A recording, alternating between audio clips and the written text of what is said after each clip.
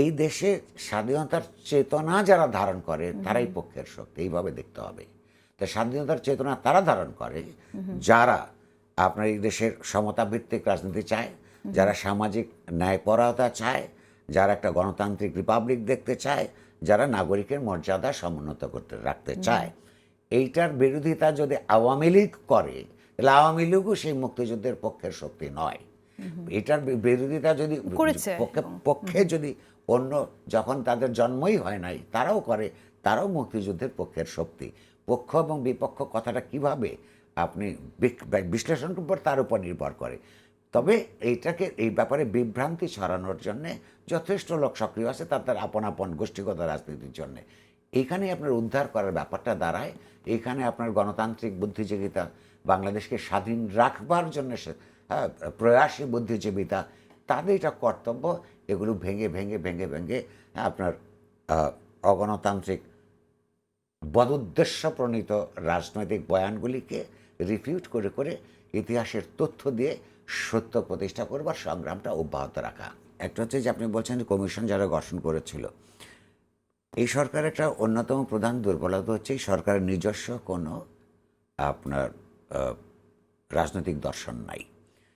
তো সেখানে তার যদি না থাকে, একটা গণতান্ত্রিক দর্শন যদি তাদের মধ্যে থাকতো, তাহলে কমিটিগুলি সেভাবে হতো, তার টার্মস অফ রেফারেন্সও সেভাবে তৈরি হতো।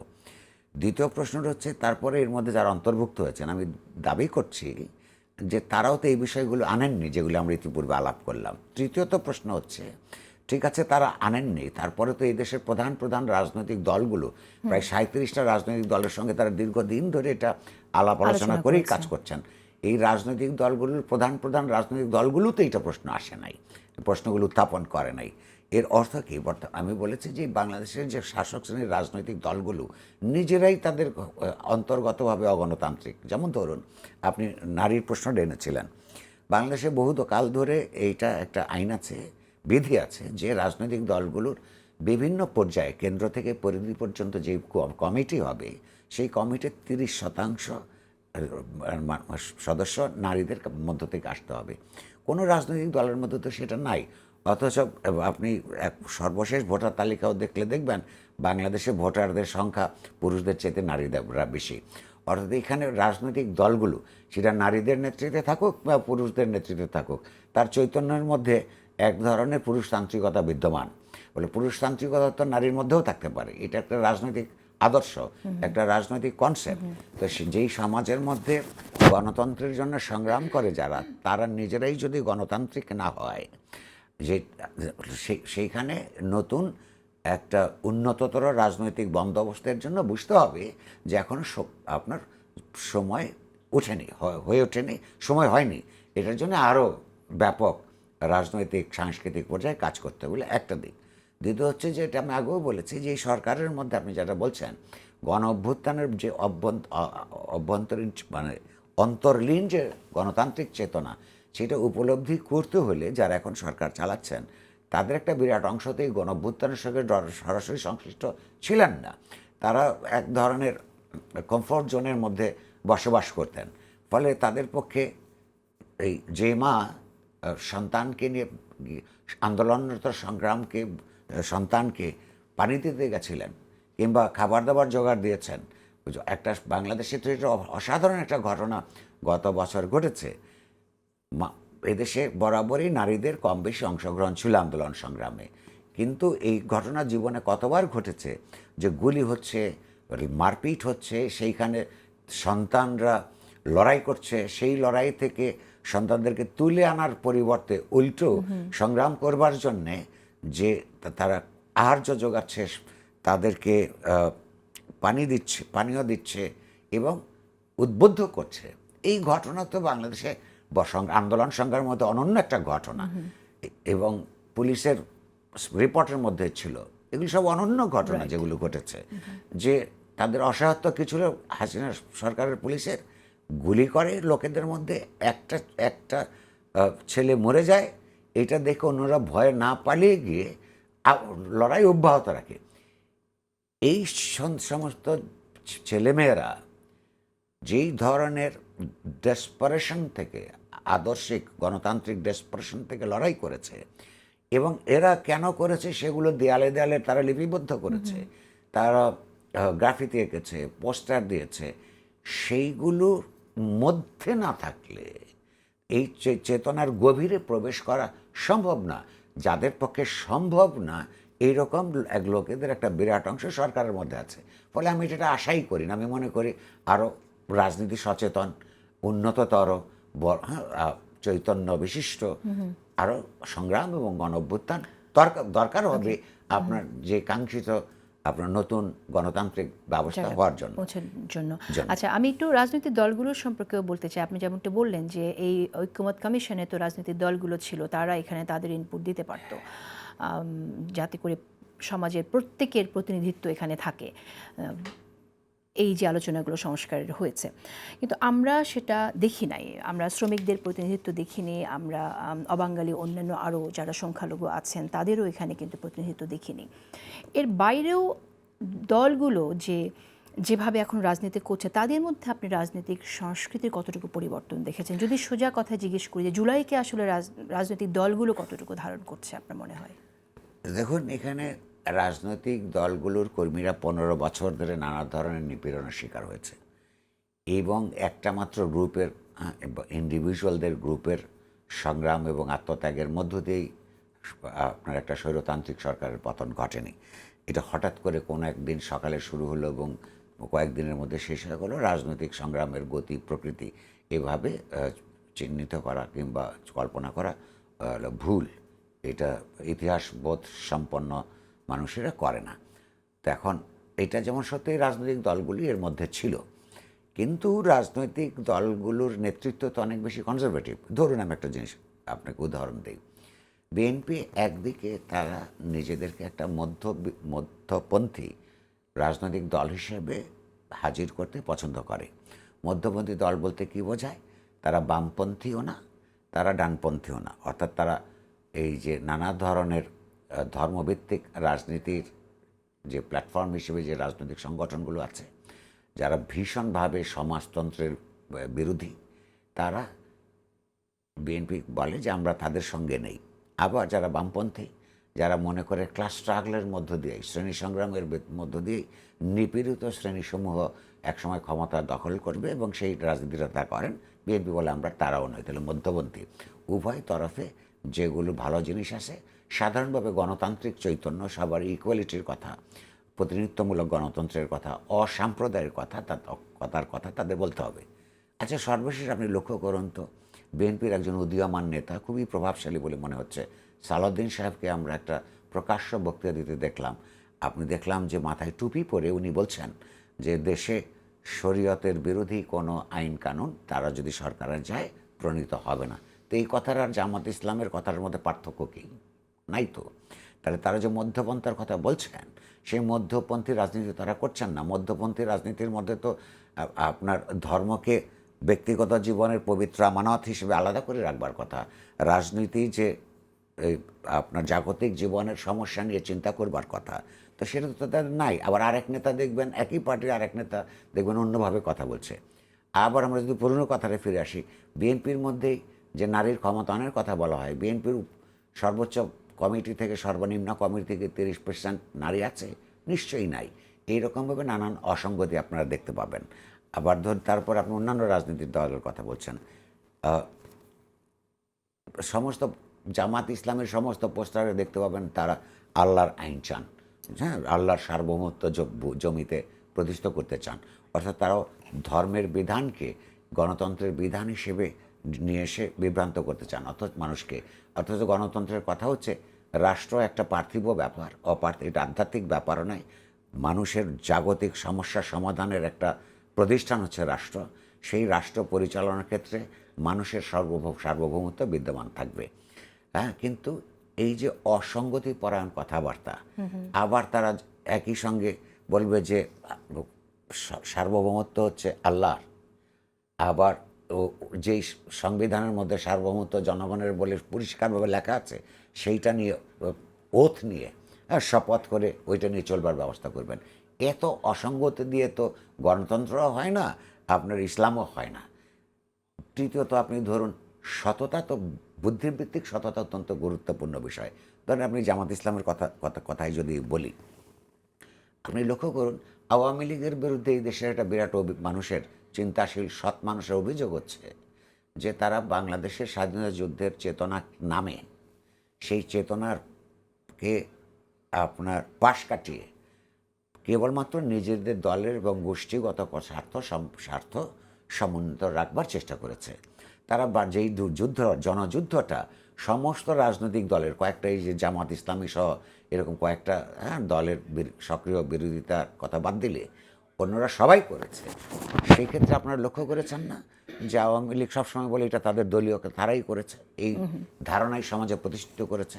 তারা নানা ধরনের টেক্সট বুক থেকে শুরু করে রাজনৈতিক নানা সাহিত্যের মধ্যে সেগুলো লিখে সেই জনযুদ্ধটাকে একটা দলীয় যুদ্ধে হিসেবে পরিণত করবার চেষ্টা করেছিল।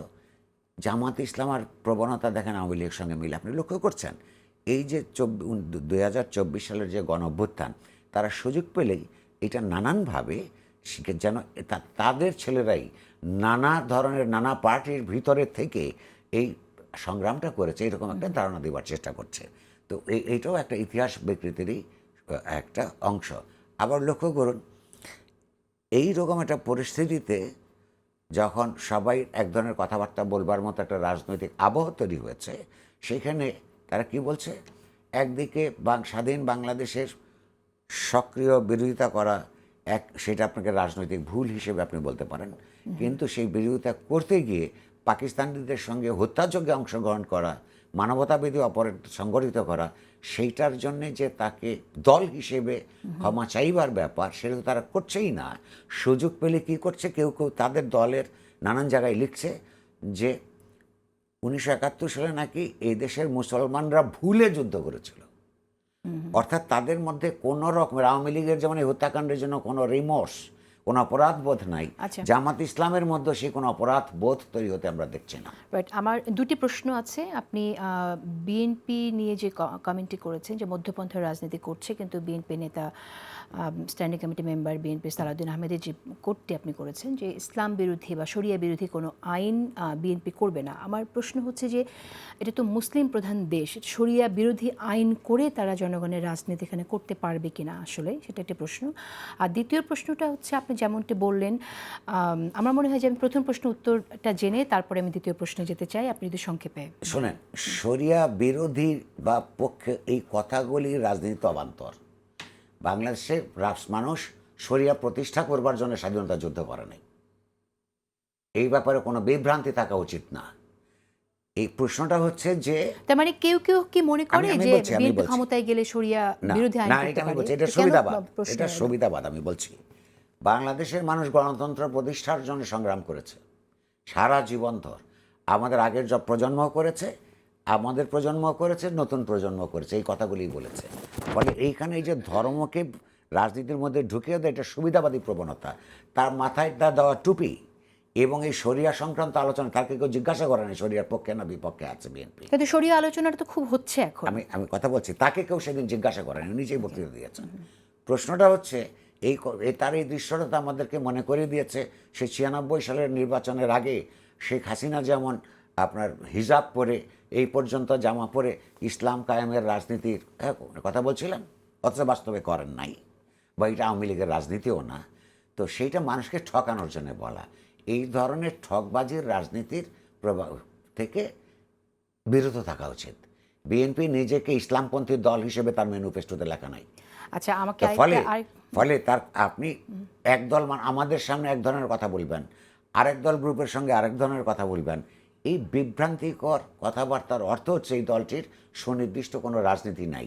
এটা তাদের দলের জন্য ভালো নয়, দেশের জন্য ভালো নয়। আমরা শেখ হাসিনার রাজনীতিটাও দেখেছি যে 71কে যেমনটা আপনি বললেন যে জনযুদ্ধের রাজনীতি থেকে তাদের দলীয় রাজনীতি দলীয় যুদ্ধে পরিণত করার একটা প্রবণতা আমরা দেখেছি।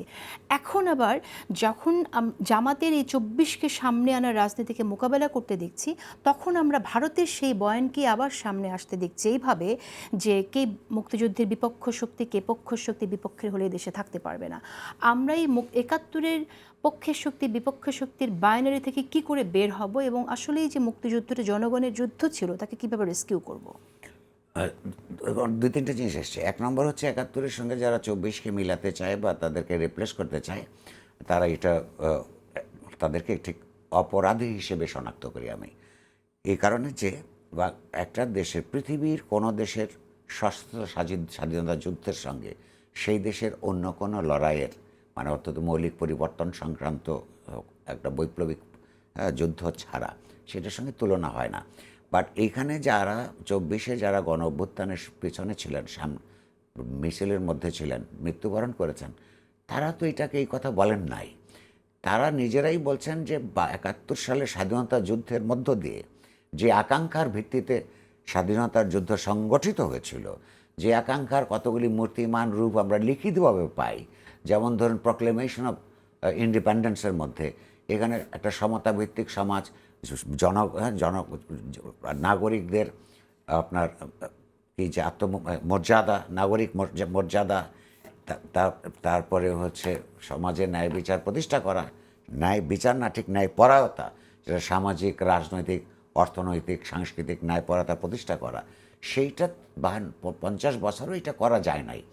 ফলে সেই একই লক্ষ্যেই বাংলাদেশের অধিকাংশ মানুষ বারবার সংগ্রাম করছে। ২৪ ছিল সেই সংগ্রামের একটা এক্সটেনশন। এইটার সঙ্গে তো ওইটার কোনো বৈপরীত্য নাই।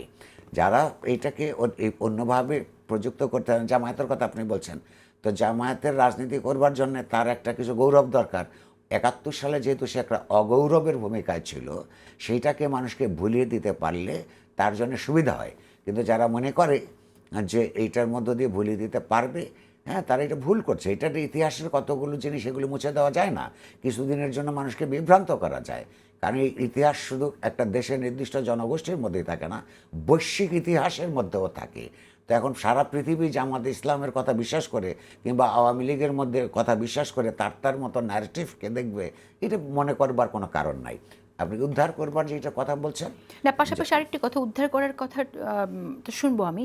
এর পাশে আরেকটি যে এই যে রাজনীতি, এটাকে মোকাবেলা করার জন্য যে হাসিনার যে পলিটিক্স ছিল, মুক্তিযুদ্ধের বিপক্ষ শক্তি পক্ষের শক্তি, যে বাইনারি পলিটিক্স, সেটাও আমরা আবার সামনে হাজির হতে দেখছি। সেটাকে আপনি কিভাবে না, প্রথম কথা আমি এটা দেখছি না। কেন দেখছি না? আমরা এরকম তো শুনছি যে রাজাকার স্লোগানটাও আসছে, দেশ ছেড়ে যাওয়ার স্লোগানও আসছে। হ্যাঁ, আমি বলছি। প্রথম কথা হলো, একটা দেশের মুক্তিযুদ্ধ সম্পন্ন হয়েছে এখন থেকে ৫৩-৫৪ বছর আগে। মুক্তিযুদ্ধের পক্ষের অর্থাৎ হচ্ছে যুদ্ধটা এখন চলছে, তারা কেউ পক্ষে আছে, কেউ বিপক্ষে আছে। মুক্তিযুদ্ধের একটা অতীত, সেই অতীতে যারা বিরোধিতা করা ছিল সেইটা তো তার রাজনৈতিক বিরোধিতা। সেখানে যে অপরাধ করেছিল সেটার জন্য বিচার হওয়া দরকার, দল হিসেবে হওয়া দরকার। কিছু কিছু বিচার আপনার আওয়ামী লীগ আমলে হওয়া শুরু হয়েছিল, সেটা নিয়ে কিছু বিতর্ক আছে। সেই বিতর্কের মধ্যে পুরোপুরি অন্যায্য এটাও মনে করার কোনো কিছু নাই। সেই বিতর্কের অর্থাৎ ওই ত্রুটিপূর্ণ ছিল এই বক্তব্যের মধ্যে কিছু ন্যায্যতা আছে, কারণ তখন আমরা ওই সময় হাসিনার শাসনামলেই সেটা আমরা বলেছি, সেই জন্য আমাকে আদালতেও যেতে হয়েছে। কিন্তু প্রশ্ন হচ্ছে যে এই দেশে স্বাধীনতার চেতনা যারা ধারণ করে তারাই পক্ষের শক্তি, এইভাবে দেখতে হবে। তো স্বাধীনতার চেতনা তারা ধারণ করে যারা আপনার এই দেশের সমতাভিত্তিক রাজনীতি চায়, যারা সামাজিক ন্যায়পরায়তা চায়, যারা একটা গণতান্ত্রিক রিপাবলিক দেখতে চায়, যারা নাগরিকের মর্যাদা সমুন্নত রাখতে চায়। এইটার বিরোধিতা যদি আওয়ামী লীগ করে, তাহলে আওয়ামী লীগও সেই মুক্তিযুদ্ধের পক্ষের শক্তি নয়। এটার বিরোধিতা যদি পক্ষে যদি অন্য, যখন তাদের জন্মই হয় নাই, তারাও করে, তারাও মুক্তিযুদ্ধের পক্ষের শক্তি। পক্ষ এবং বিপক্ষ কথাটা কিভাবে আপনি বিশ্লেষণ করবেন তার উপর নির্ভর করে। তবে এইটাকে, এই ব্যাপারে বিভ্রান্তি ছড়ানোর জন্যে যথেষ্ট লোক সক্রিয় আছে, তার আপন আপন গোষ্ঠীগত রাজনীতির জন্যে।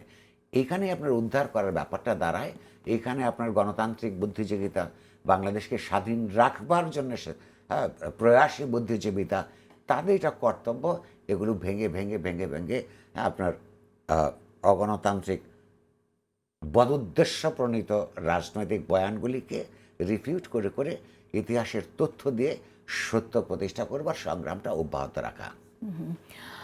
চমৎকার বলেছেন। আমরা একটু আপনি বিএনপি সম্পর্কে বললেন, জামাত সম্পর্কে বললেন, নতুন দল এনসিপি সম্পর্কে আপনার মূল্যায়ন কি? এনসিপির যে নেতারা, যারা এনসিপি করেছেন তখন এনসিপি হিসেবে ছিলেন না, তারা বাংলাদেশে একটা অসাধারণ ইতিবাচক ঐতিহাসিক দায়িত্ব পালন করেছে। কিন্তু তারা দল হিসেবে সংগঠিত হবার পর থেকে বা তার কিছুকাল আগে থেকেই এটা দেখতে অত্যন্ত বেদনাদায়ক। তারা, আমার তো মনে হয়, রাজনৈতিকভাবে আত্মহত্যার পথে প্রতিনিয়ত এগিয়ে যাচ্ছে। তারা ইতিমধ্যেই তাদের যে নেতিবাচক ইমেজ তৈরি করতে নিজেরাই অবদান রেখেছে, সেটা দেখতে খুবই খুবই বেদনাদায়ক।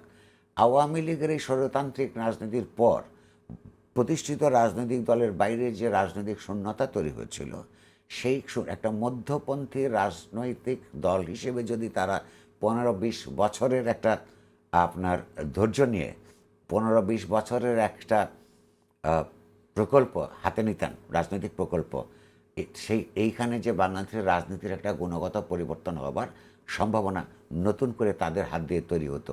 কিন্তু ইতিমধ্যেই তারা তাদের রাজনীতিটা এখনও পরিষ্কার করেননি। তাদের অনেকের সম্পর্কে এত অল্প সময়ের মধ্যে যে নানা ধরনের আর্থিক দুর্নীতি, মাস্তানি, এগুলোর যে অভিযোগ সমাজের মধ্যে উত্থিত হয়েছে, এটা অত্যন্ত আমার দেখতে বেদনা লাগে। তারা আসলে রাজনীতি কীভাবে তৈরি হয়, রাজনৈতিক ধারণাগুলিকে কিভাবে আপনার এটাকে কি বলে যে একত্রিত করে মানুষের সামনে গিয়ে সেই রাজনীতিকীকরণ করতে হয় নিজের আদর্শের পক্ষে, সেগুলোর মধ্যে খুব মনোনিবেশ করছেন বলে মনে হয় না। এটা অত্যন্ত বেদনাদায়ক। আচ্ছা, নির্বাচন সামনে এবং নির্বাচনকে ঘিরে এক ধরনের পোলারাইজেশন আমরা দেখছি যে ইসলামিক দলগুলো এক হয়ে যাচ্ছে। এখানে বিএনপির সাথে কয়েকটি দল আছে যাদেরকে সরাসরি বামপন্থী দল বলা হয়তো যাবে কিনা আমি নিশ্চিত না। একসময় বাম রাজনীতির সাথে হয়তো জড়িত ছিলেন তারা। তো আপনি কিভাবে দেখছেন এই পোলারাইজেশনকে? নির্বাচন দুটো দিক আছে। আমি মনে করি যে অন্তর্বর্তী সরকারের প্রধান অধ্যাপক ইউনূস যেই টাইম লাইন ঘোষণা করেছেন, সেই টাইম লাইনের মধ্যে উনি নির্বাচনটা দিয়ে তিনি তার ঐতিহাসিক দায়মুক্তি লাভ করতে চান। কিন্তু একই সঙ্গে এটাও বিশ্বাস করবার কারণ আছে যে তারই ক্যাবিনেটের কিছু লোক সহ তাদের সঙ্গে ঘনিষ্ঠ বাইরের কিছু লোক, কিছু রাজনৈতিক দল, তারা এখনও পর্যন্ত এই সময়ের মধ্যে নির্বাচন সংগঠিত হোক এটা তারা চান না আপন আপন স্বার্থে। কারোর প্রলম্বিত করে ক্ষমতা থাকার আকাঙ্ক্ষা, কারোর হচ্ছে নিজেদের শক্তি আরও বেশি সঞ্চয় করে ভবিষ্যৎ নির্বাচনে বেশি সংখ্যক পার্লামেন্টের সিট নেবার আকাঙ্ক্ষা, কারো আবার হচ্ছে রাজনৈতিকভাবে বিএনপি যাতে ক্ষমতা আসতে না পারে, সেই দিক থেকে আকাঙ্ক্ষা, নানানভাবে এই তৎপরতাগুলো আছে। ইউনূস সাহেবকে যদি সফলভাবে একটা ভালো নির্বাচনের মাধ্যমে এই ট্রানজিশনটা করতে হয়, আপনার কমপক্ষে 4টা রাষ্ট্রীয়, সামাজিক এবং রাজনৈতিক শক্তির মধ্যে একটা ভারসাম্যমূলক ইতিবাচক সম্পর্ক তার সরকার প্রতিষ্ঠা করতে হবে। পলিটিক্যাল পার্টিগুলিকে পরিষ্কার মেসেজ দিতে হবে যে এটা তারা চান এবং এটা নির্বাচনটা করতে হবে। আপনার সিভিল ব্যুরোক্রেসিকে যাতে কোনো ধরনের অভিসন্ধিমূলক তৎপরতার মধ্যে জড়িত না থাকে, সেটার জন্য তাদেরকে মেসেজ দিয়ে নিয়ন্ত্রণের মধ্যে রাখতে হবে। পুলিশকে সহযোগী হিসেবে তৈরি করতে হবে এবং তার সরকারকে অন্যান্য রাজনৈতিক দলগুলির সহ গঠন করবার জন্য যারা ফ্যাসিলিটেট করেছিল বাংলাদেশের সশস্ত্র বাহিনী, তাদেরকেও নির্বাচনের সহযোগিতা করবার জন্যে তাদেরকে তার মন জয় করতে হবে।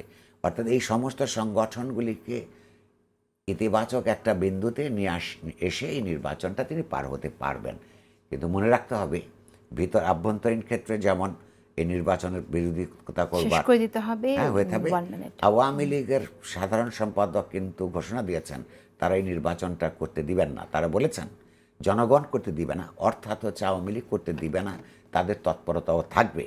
সেক্ষেত্রে অনেক বেশি একটা সমঝোতামূলক পরিস্থিতি, যারা নির্বাচনকে করবার জন্য যে সমস্ত উপাদানগুলি দরকার, তাদের মধ্যে ফোর্জ করার মধ্য দিয়ে এই স্তরটা আমরা পার হতে পারি।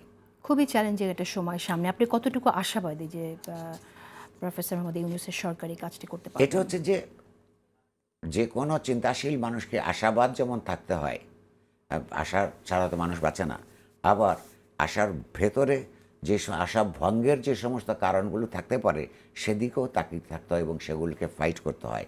তা আমরা আমাদের সামান্য সামর্থ্য দিয়ে চেষ্টা করব যাতে একটা ইতিবাচক পরিবর্তনের দিকে বাংলাদেশ বাংলাদেশ এগোয়। এগিয়ে যায়। অশেষ ধন্যবাদ আপনাকে সময় দেওয়ার ধন্যবাদ। জন্য। প্রিয় দর্শক, বিদায় নিচ্ছে আজকের মতো। দেখা হবে আবার আগামীকাল ঠিক রাত 10টায়। ভালো থাকুন সবাই।